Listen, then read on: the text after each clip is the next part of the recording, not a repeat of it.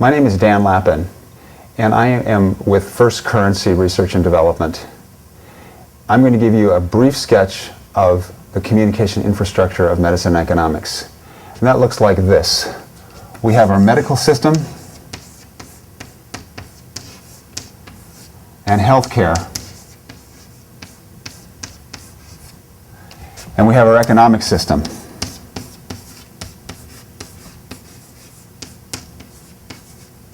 Concepts of money right here.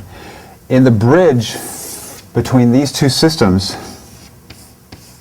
is human anatomy and physiology around a family system model of parent-child interaction, mother-child, father-child.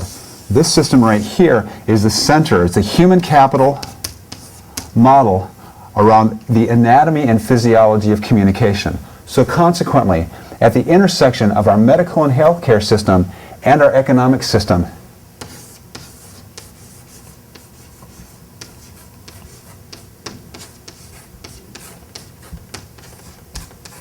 is a communication infrastructure, a communication bridge. And consequently, focusing on the anatomy and physiology of communication relationship will improve the overall economics of our healthcare system and the health of our economic system. Presently, the academic structure looks like this. This is medicine down here. And medicine is a subset of our principles of biology. Not exclusively, but primarily biology. And it's informed by our principles of physics, which have some concepts called science in it. Now science, the Latin root of the word science means to separate. And that's a clue right there, right? Like the word scissor, incision, decision, all relate to the same root there. And physics deals with external material objects. Now that's a big influence over our concepts of medicine. When you open up a medical textbook or anatomy textbook, the picture of the human body looks something like this. Got a single body, got arms, got organ systems, got hearts, got lungs, etc., right? The primary issue is that is an impossible picture representation of the human body because it's not possible for there to be a single human. There's no such thing as a single human. A human only happens in relationship to other people, and that starts in our maternal infant bonding and communication. The communication and signaling mechanisms between parent and child, specifically mother and child, is strongly influential to the development of the child. You have genetic transfer, brown hair, okay? We have language transfer, okay? But then we have a variety of communication signals that happen between people in general, and specifically in parent and child. At any point in time between us, there are 2,000 separate communication signals happening simultaneously.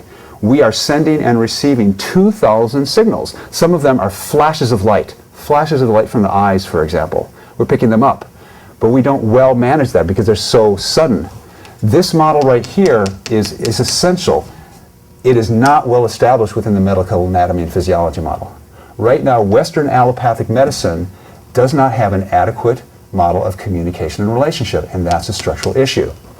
Now, looking at the big picture then of our social, economic, and medical system, our entire education system between teacher and student, again, is some type of transfer, exchange, a communication exchange where we're exchanging signals, and education and our mother and child models come a lot informed by our social and our humanities and our public health of all the people in the world.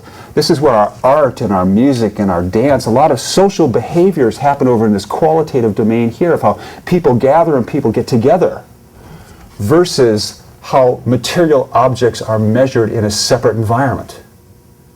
And so consequently, the way to change our medical model and our healthcare system, which is this parts and separation model here, which is contributing to so many costs of complex health conditions and multiple occurring conditions, especially in our elder population, I believe one of the primary solutions is to integrate these anatomy models and elevate them up into the population. So you take them, elevate their priority to that. The primary model of anatomy and physiology is a human communication and relationship model at the core of our medicine and healthcare. And on the biggest macro level then, bridging our medicine and our social economics is communication.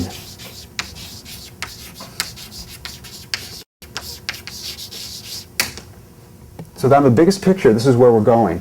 So what is human communication? Communication, we have genetic transfer of material, we have language transfer, and then we've got these dynamics of communication that unfold within our humanities and social science that we discover most beautifully on this incredible planet we have by learning from the traditions around the planet, which is the foundation of integrated healthcare. Learning from the wisdoms of Africa, the wisdoms of South America, from the Pan-Asian continent, from Europe, from the indigenous Americas. When we look at all these different cultures, it's all about how we're communicating with each other, how we're communicating with ourselves, and communicating within the environment. So the more that we bring our healthcare system in line with a communication and relationship model, with our bodies at the center, individual bodies, parent and children, family, love relationships, emotional relationships, that is the center of the dynamic of biology.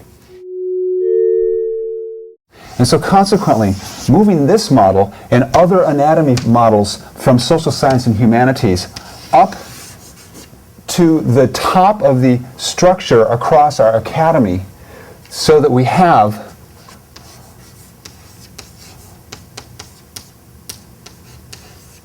our medicine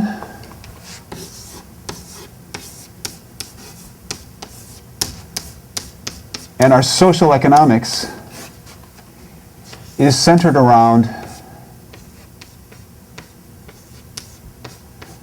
an integrated family system model, and the bridge of that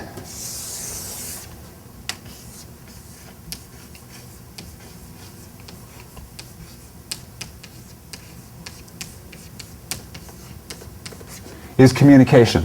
So consequently, at the infrastructure of our physics, biology, social science, and humanities is this communication infrastructure. And what we see consequently at the core across these four disciplines is there's macro level disciplines.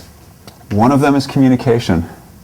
Another of them is measurement, for example.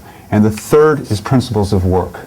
And so consequently, this is an integrative model that will take our thinking, our human mind, and our human activity to integrate our social economics and our medicine that will help transform our public health, our health institutions, our business health processes, our communication health.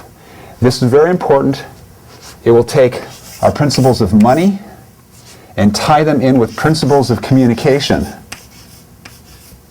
to solve medical problems and solve economic problems. And so that is a brief sketch of the communication infrastructure of medicine and economics.